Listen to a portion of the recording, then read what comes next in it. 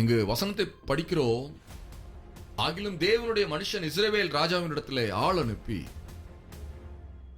இன்ன இடத்திற்கு போகாதபடிக்கு எச்சரிக்கையாயிரும், சீரியர் அங்கே இறங்குவார்கள் என்று சொல்ல சொன்னார்.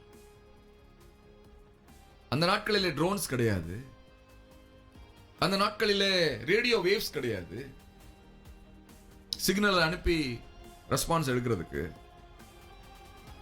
அல்லது தெர்மல் கிராஃப்ஸ் கண்டுபிடிச்சு அங்க எதிரிகள் என்னென்ன ஆயுதங்களை வச்சிருக்காங்கன்னு ஒண்ணு தெரியாது. எதுவுமே இல்லாத அந்த நாட்களிலே ஒரு தீர்க்கதரிசினாலே சத்துருனுடைய திட்டங்களை உட்கார்ந்த இடத்திலே கொண்டு அறிந்து கொண்டு அதை அந்த ராஜாவிடத்திற்கு சொல்லி உன்னை காப்பாற்றிக் கொள் என்ற ஆலோசனை கொடுக்க, 10வது வசனத்திலே அப்பொழுது இஸ்ரவேலின் ராஜா தேவனுடைய மனுஷன் தன்னை எச்சரித்து தனக்கு குறித்து சொன்ன ஸ்தலத்திற்கு மனுஷனை அனுப்பி பார்த்து எச்சரிக்கையாயிருந்து இப்படி அநேக தரம் தன்னை காத்து கொண்டான் என்று பார்க்கிறோமே. தேவனுடைய வல்லமைகள் குறைந்து போய்விட்டதா? ஹல்லேலூயா.